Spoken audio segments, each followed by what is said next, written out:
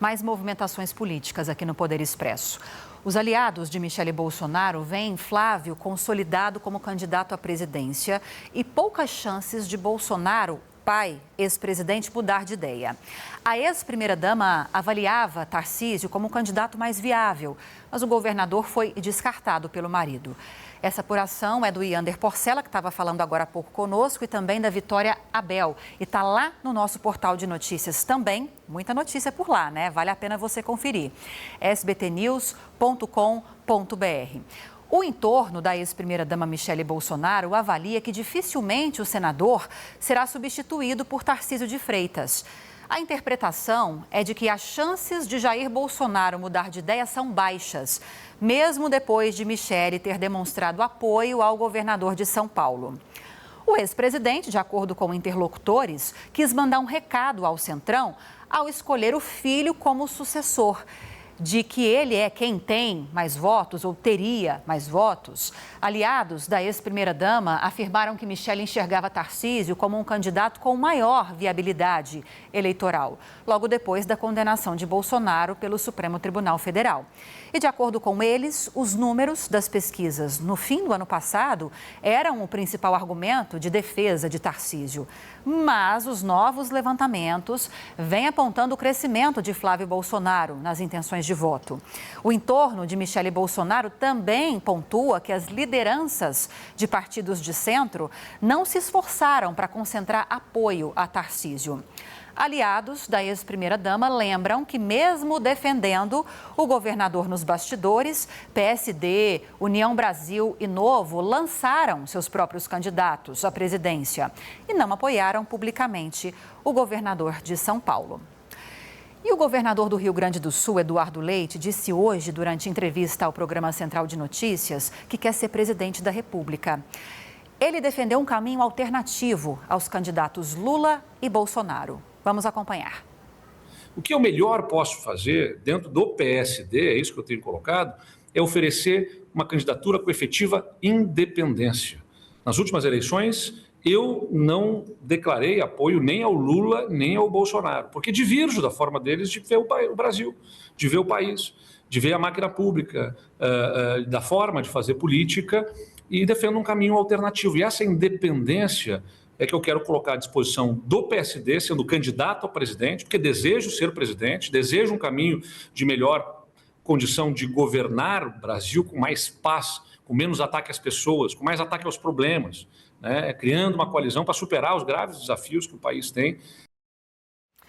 Bom, vamos chamar os nossos analistas, que inclusive já estão aqui comigo, Ranier, Basília e Yander. Basília, começo mais uma vez com você, porque talvez, eu não sei se você é apuradora, está atrás de informação de bastidor, então talvez você tenha ouvido algo nesse sentido e eu ainda não ouvi. Me parece que é a primeira vez que alguns desses potenciais candidatos, estou falando do Eduardo Leite, se coloca como uma terceira via.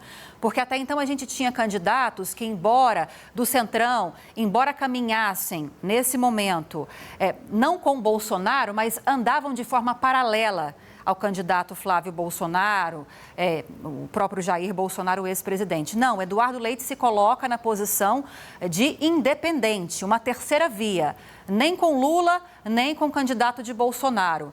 Você tem essa impressão também pelas suas apurações ou não? Essa é uma excelente análise, Lívia, exatamente. Tem alguém que não se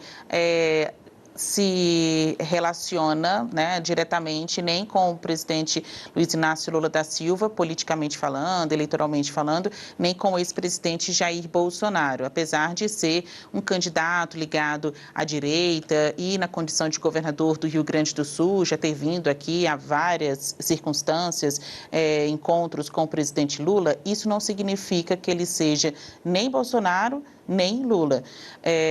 E o que estes eleitores que afirmam o mesmo correspondem nas pesquisas? As pesquisas recentes de diferentes institutos de opinião mostram que os nem-nens, né, no caso, eu não quero nem o atual presidente Lula, nem o ex-presidente Jair Bolsonaro, correspondem a pouco mais de 20% dos entrevistados. Isso é muita coisa.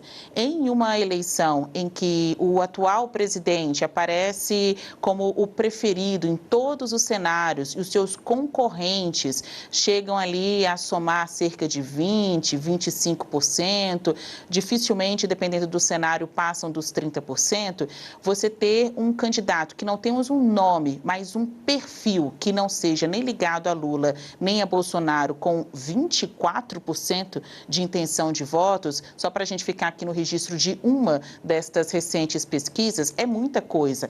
Mas, ao mesmo tempo que os números dizem isso, a realidade nas urnas, nestes últimos pleitos, especialmente 2018, 2022, mostra que esta ideia de um candidato de terceira via é um sonho e uma ficção. Tem um discurso posto, você consegue até aferir nas pesquisas, mas na hora de ir para as urnas mesmo, o que vigora é a tal da polarização. Se você parar e puxar a linha histórica das disputas eleitorais no país, quase sempre o presidente é eleito em disputa de segundo turno. Então, logicamente, você fica entre dois nomes, né? É comum para o brasileiro ter que decidir de uma maneira binária entre duas pessoas e fica muito pouco espaço de visibilidade, de iniciativa política dessa chamada terceira via. Nas últimas eleições, a hoje ministra do Planejamento do governo Lula, Simone Tebet, conseguiu performar bem. Ela foi a candidata do MDB que teve o maior número de votos nessa disputa com o presidente Lula nas demais eleições, né, que ele concorreu e ganhou. Nem por isso ela é considerada hoje uma pré-candidata à presidência da República, mesmo tendo performado bem como uma terceira via, apesar de não ter tido muito apoio dos partidos nas últimas eleições. Então, fica muito entre essa expectativa e realidade. As pesquisas mostram, olha, tem jogo aí, tem campo, mas a realidade segue em sentido oposto.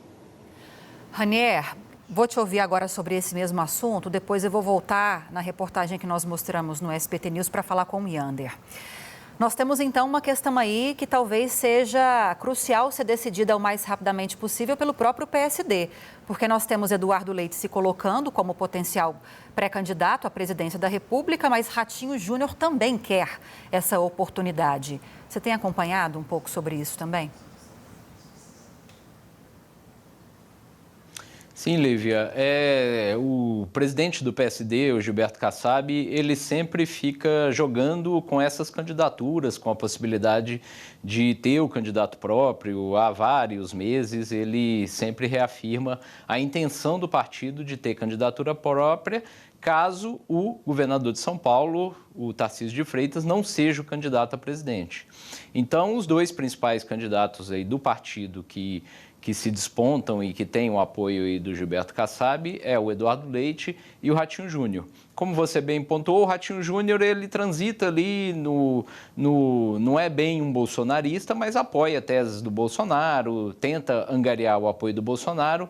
E o Eduardo Leite, ele era, a gente lembra, do PSDB, migrou para o PSD e ele sempre teve uma postura de distanciamento desses dois polos eleitorais. E isso é uma dificuldade eleitoral para ele. Como a Basília lembrou aí, a situação de polarização eleitoral no país é muito improvável que um candidato que não seja nem o presidente Lula ou ligado à esquerda e um candidato que não tem o apoio do bolsonarismo, do ex-presidente Jair Bolsonaro, é muito improvável que esse candidato consiga ir para um segundo turno e ter uma chance de ser eleito.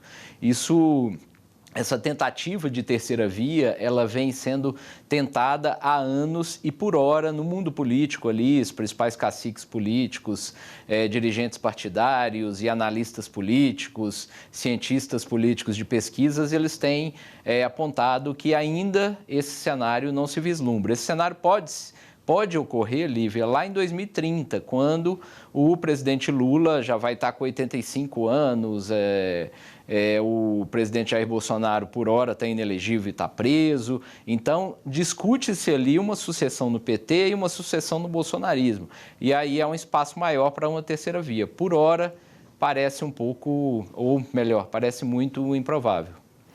E, Ander, deixei para você o destaque que nós mostramos agora há pouco, que foi a apuração sua junto com a Vitória Abel, sobre o fato de aliados de Michele Bolsonaro não ver chances de o ex-presidente Jair Bolsonaro desistir da candidatura do filho Flávio Bolsonaro à presidência da República. As chances de Bolsonaro mudar de ideia são baixíssimas, segundo essa apuração. Queria que você falasse um pouco mais sobre essas informações às quais você teve acesso e também um pouco dessa divisão ainda na direita. Agora, Eduardo Leite se apresentando também para disputar espaço com tantos outros pré-candidatos que já se colocaram à disposição também. Lívia, é isso mesmo. A gente tem visto nos últimos dias esses movimentos, tanto da Michele Bolsonaro quanto do governador de São Paulo, Tarcísio de Freitas, aquela dobradinha que a gente comentou muito aqui no Poder Expresso, que levantou essa dúvida sobre a real motivação deles ao agir nos bastidores para falar com os ministros do Supremo, tentar em parceria, melhorar as condições de Bolsonaro, convencer os ministros a levá-lo para a prisão domiciliar. Tudo isso gerou no bolsonarismo uma pulga atrás da orelha, porque Tarcísio e Michele foram considerados uma chapa que seria imbatível na avaliação de algumas lideranças do Centrão.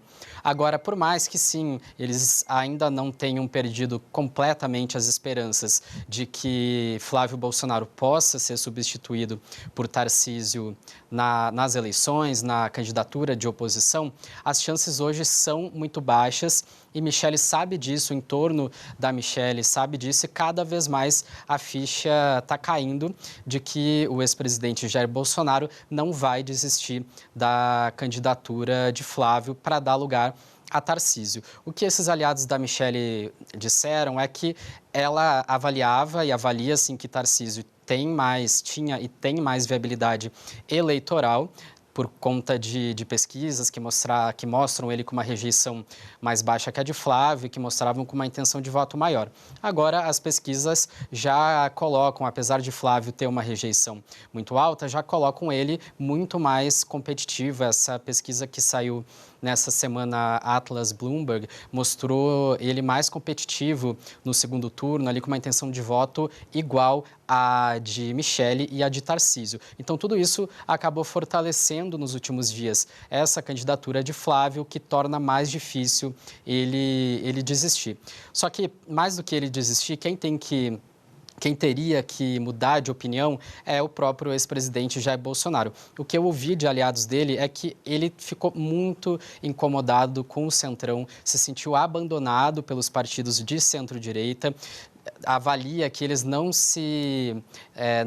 agiram, não articularam o suficiente para aprovar a anistia completa para ele, para os condenados do 8 de janeiro e da trama golpista, e que a avaliação do ex-presidente Jair Bolsonaro é de que o Centrão não entregou nada para ele e agora estava querendo os votos dele de graça. Então, ao indicar Flávio, ao manter agora, inclusive, a candidatura de Flávio, o ex-presidente está dizendo que quem tem os votos é ele e o Centrão, se quiser embarcar nesse navio, quiser vir junto com ele, com Flávio, beleza, vem todo mundo, se não, ele acha que tem como lançar Flávio à presidência e ter chance de vencer no segundo turno. E isso, Lívia, aumenta esse racha na direita, porque os líderes do Centrão realmente eles não estão ainda...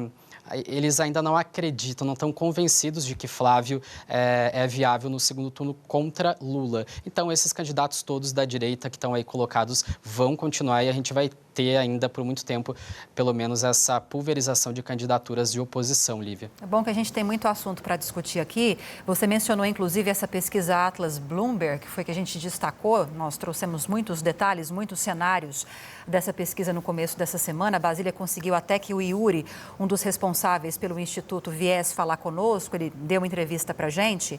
E aí eu vou lembrar um ponto importante que ele falou. Embora no segundo turno, nos cenários de segundo turno, esses candidatos potenciais potenciais pré-candidatos, vamos usar os termos corretos, da direita, estejam numericamente no mesmo patamar de disputa com o presidente Lula, que aparece em primeiro nesses cenários de segundo turno também, quando a gente vai para os cenários de primeiro turno, esses candidatos que não são Michele Bolsonaro e Flávio Bolsonaro, inclusive Tarcísio de Freitas, e aí colocamos Ronaldo Caiado, Zema, o próprio Eduardo Leite. Esses candidatos, se fossem disputar hoje as eleições com Lula, poderiam garantir já em primeiro turno a vitória para o presidente Lula, porque numericamente, segundo o Yuri explicou para a gente conforme o levantamento, ele teria 50% mais um dos votos sobre esses outros candidatos. Só não aconteceria isso com Michele Bolsonaro e com Flávio Bolsonaro. Só trazendo os números de volta aqui para a gente contextualizar um pouco do que o Yander comentou aqui com a gente.